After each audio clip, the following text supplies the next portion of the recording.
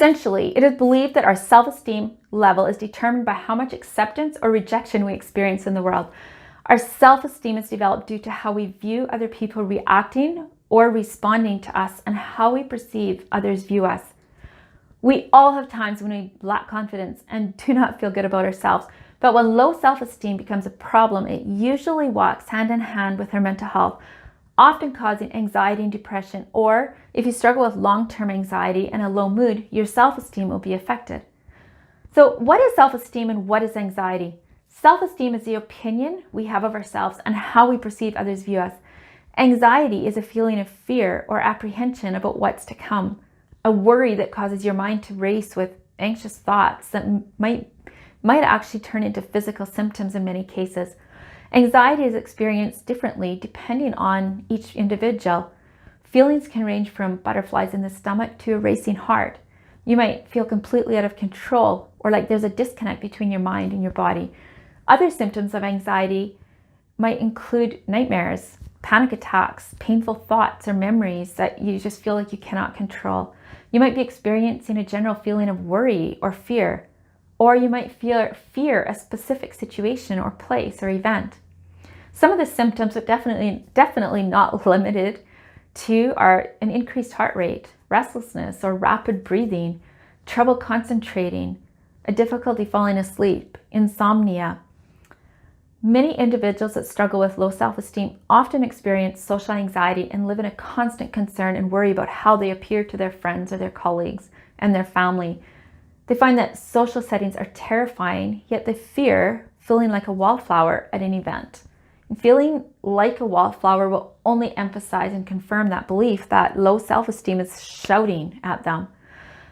When you have that healthy self-confidence and self-esteem, you tend to feel more positive about yourself and about life as a whole.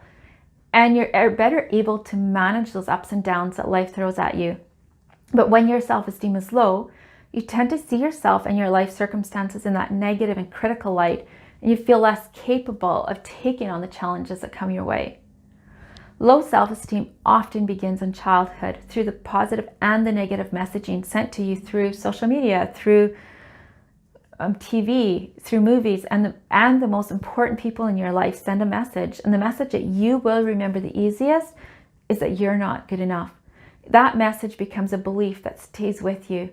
And as life circumstances happen and you do your best to live up to the expectations of others or to your own expectations, you experience difficult life events even.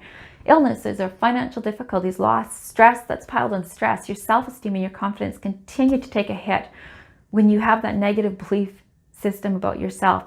You may find yourself avoiding social situations, new adventures, or even challenging yourself because of fear steps in, confirming and reinforcing your underlying doubts and fears.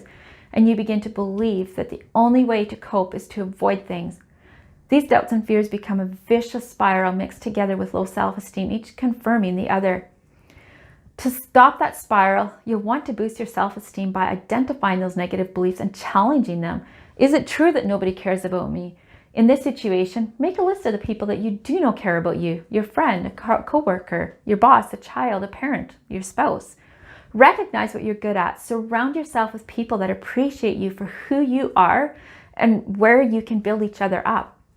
And as your confidence builds, there will be less room for anxiety to be overwhelming and easier to calm the anxious thoughts that want to take over your life. Also ask yourself, what is the narrative that you're telling yourself about who you are as a person and your story?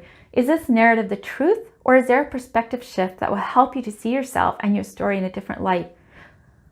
Another way is learn to be assertive with people in your life. Often individuals that have a low self-esteem communicate in a very passive way, causing more anxiety and a sense of powerlessness. So learn to be assertive with yourself and with the negative beliefs and the anxiety.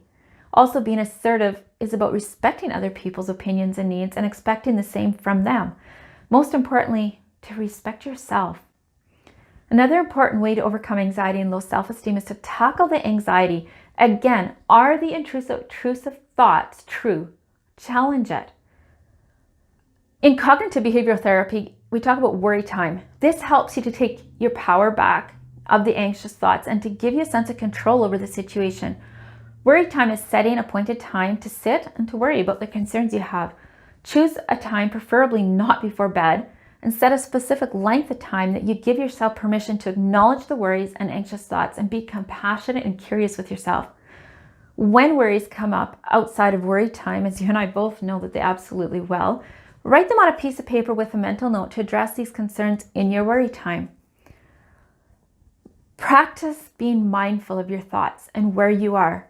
Mindfulness is grounding, bringing you into the present instead of worrying about the future or what has happened in the past. By applying what we've talked about here, you can slow the spiral of anxiety and negative thinking, giving yourself time to get curious with yourself and find your truth, which in turn begins to build a pattern of thinking that confirms who you really are as this amazing human being. And as the downward spiral slows right down, you will begin to gain a perspective that creates opportunity for self-esteem and helps to diminish the anxiety, which in turn will build more self-esteem into that beautiful heart and mind of yours, causing you to take those bold steps forward that you've been wanting to take into that brighter future. To say that there is a tailored one-shoe-fits-all would be unfair and untruthful. Everyone is at a different place in their story and in their life, yet there are simple steps that when applied can make a difference and can begin slowing that spiral. So if you're saying to yourself right now, I wish I'd get off the spiral and gain the self-esteem, ending a cycle of low confidence and anxiety, click on the link below, Level Up Your Confidence, to learn more about a mentorship program I offer to help individuals stop that spinning wheel and to begin living the life that they want. If this is you, click below and you can schedule a free one-on-one discovery consultation where we'll discuss how this mentorship program works. We'll analyze what your roadblocks are and what your strengths are and see if you're a good fit for this program. And if so, I will personally guide you through the mentorship program to get you those results that you want. So click below and also click subscribe for more videos like this one and say hello in the comments below. And if you're new here, introduce yourself. I'd like to hear from you. I look forward to seeing you inside.